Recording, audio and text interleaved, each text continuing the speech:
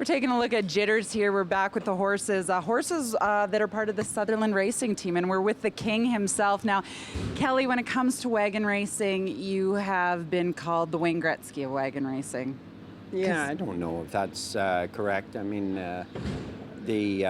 certainly not in the payroll department. Now, we are talking to 3 Sutherlands today in this show. Give us a little bit of an idea what it's like for you to be racing, not only, of course, with your son, but with Dayton, your grandson, as well, being involved in the greatest outdoor show on earth. Well, it's special. I mean, you know, when I started in the sport, I was young.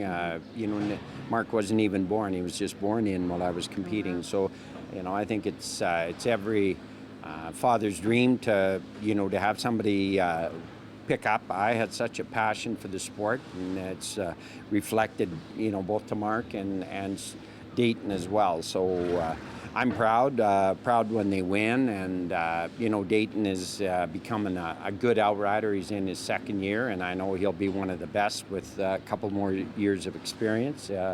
He's got a natural talent to drive. He's drove wagon quite a bit, so Mark hasn't never won the Stampede, has been right there a couple times, and I think it's probably close for him to end up on top of the pile here. Now, we know you were probably the catalyst for their love of wagon racing. What about you? How did you get into the sport? Well, my father actually raced amateur Chuckwagons and had thoroughbred horses in northern Alberta, and I started riding horses when I was just a kid, you know, 8, 10 years old, in the B tracks, and I graduated. I just went to work for a Chuckwagon driver, a racer, Dave Lewis, who ended up winning this, and when I was 14, and I started out riding when I was 15. I started driving when I was 16, and then I was very fortunate. I had immediate success, and part of it is confidence. You have to have a ton of confidence to win because it's so close, and intimidation is a big factor in the sport, as well as skill level. So, you know, somehow I was blessed, and lady luck rolled up many times for me in the sport. You got to be good to be lucky, though. Yeah, well, you create your own luck. I mean, a lot of people say they get on the roll. I think for Chuckwagon racing, it's management. You know, you design. You have to have your family involved and huge support behind you. Huge sponsorship. I mean, if you don't have finances, you can't make the changes that you need to make to keep up in the sport. So what I've witnessed over the last, you know, 4 decades, 5 decades, is how the sport changes so much. So you've got to be able to adapt and change. I've won the Calgary Stampede every decade, which to me is more important because as things changed in the sport, I was able to somehow figure it out and adapt. And that's not hard when you get some age on you. You don't like to change very much. Now, when you talk about the 50 years, you look back on those 50 years.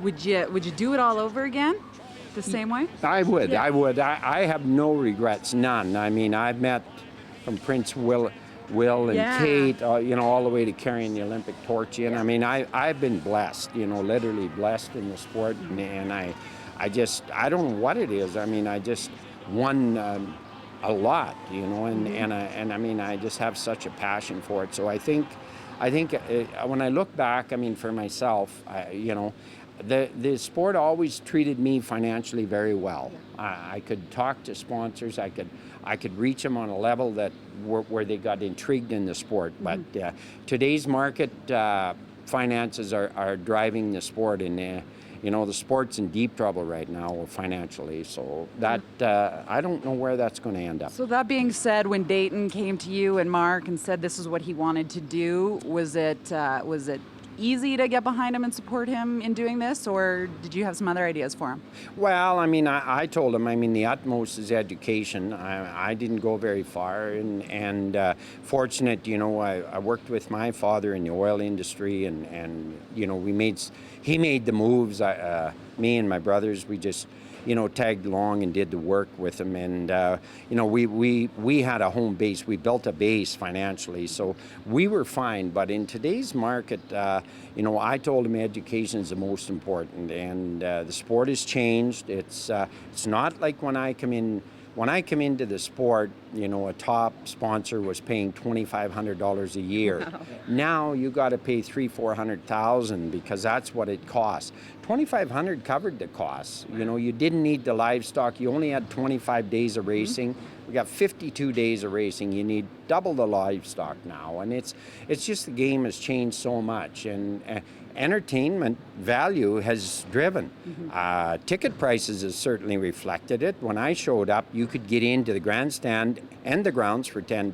Wow. Well, you can't do that today, and I just think that you know, I fear for the sport because I've taken so much out of it. I just hope that there can be a plan in place so there's longevity, because not everybody can drive a wagon. Not everybody in the world. I mean, there's very few in the world when you look. There's maybe 100 people, 125 that can actually drive a thoroughbred Chuckwagon outfit and not get into a dangerous situation where there's chance for a wreck.